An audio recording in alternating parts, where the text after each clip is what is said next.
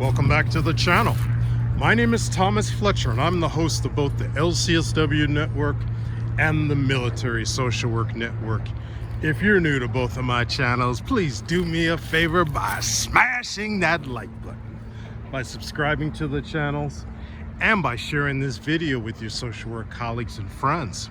The purpose of both of these channels is to create a community of hope and support where social workers can come for relevant news, information, and inspiration. Well, welcome back to another episode of Ask a Military Social Worker. So, if you are new to my channel, welcome. I am a military social worker with over 32 years of experience as a master's level social worker.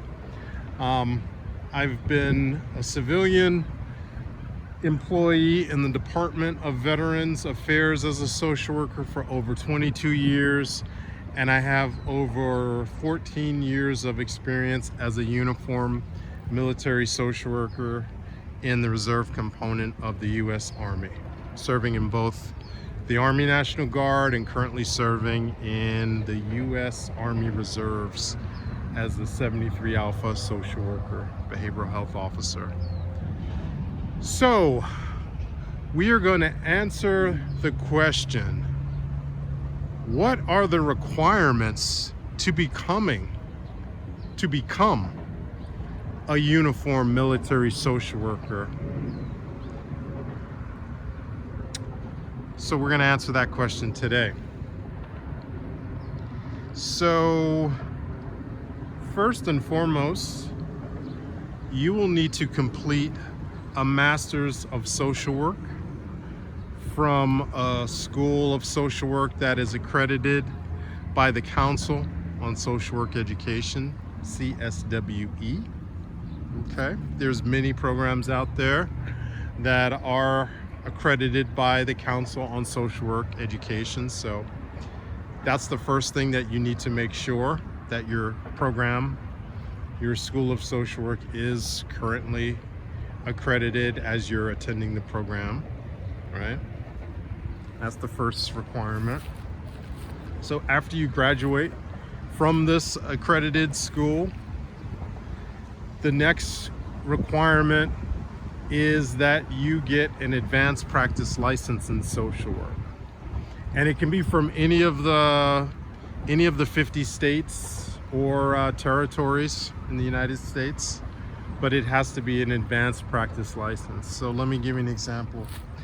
I graduated from the University of Buffalo, which is has been accredited by the Council on Social Work Education for many years.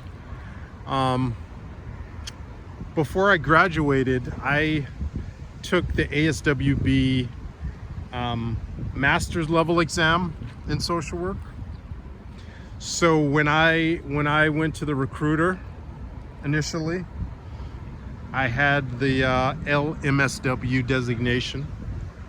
However, I found out that that was not an advanced practice license, and the Army would certainly sign me up. They would have loved to have gotten me as enlisted, right? Because you don't need a master's degree to come in enlisted. But to come into the Army or any of the other branches as a social worker, you need that advanced practice license. So I had to get my advanced practice license. I happened to choose California since I'd already been living in California. But I got my advanced practice license, LCSW, from the state of California. Once I had that license, I went back to the recruiter. In this case, it was Army Reserves, but I could have gone to a U.S. Army Reserve recruiter. But once I did that, I was able to, so I had my MSW from an accredited school, Council on Social Work Education. I had my advanced practice license. The next requirement was completing all of the paperwork for the background check, which I did, and it's been over 14 years. It's been over 15 years now since I completed that, but it was over 50 pages long.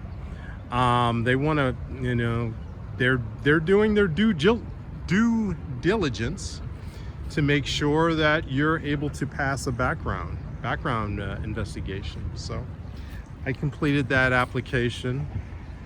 The next requirement is MEPS, passing a military entrance processing medical examination, right? So you have to do that. And if you need medical waivers, you're going to get those medical waivers.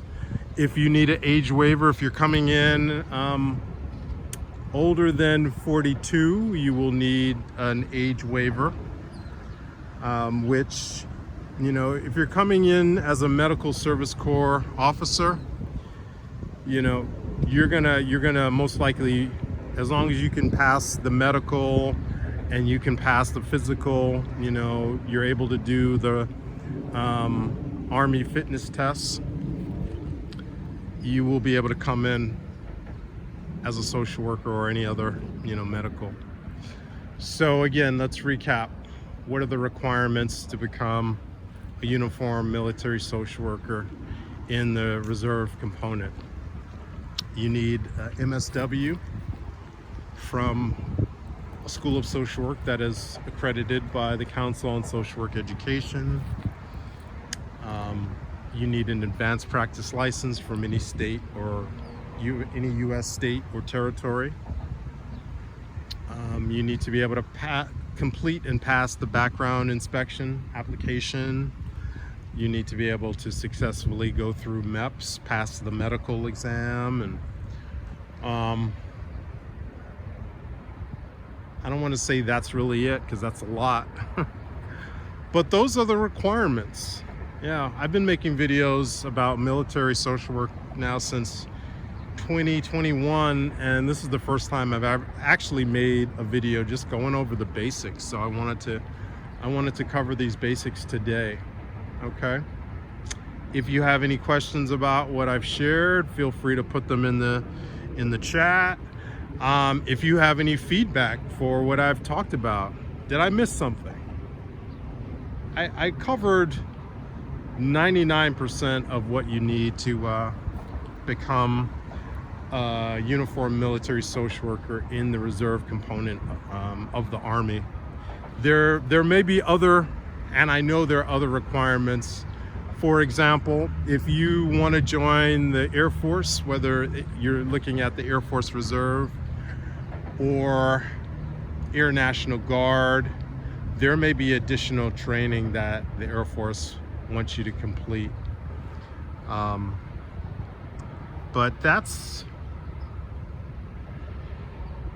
those are the main requirements to become a uniformed military social worker, at least in the Army, in the reserve component of the U.S. Army. So I'm going to stop right there, but I want to thank you all for watching this video. For all the social workers and other licensed mental health professionals, thank you for the work that you do every day, for your clients, for your agency, and for the profession. Please continue to support each other and yourselves. Bye for now.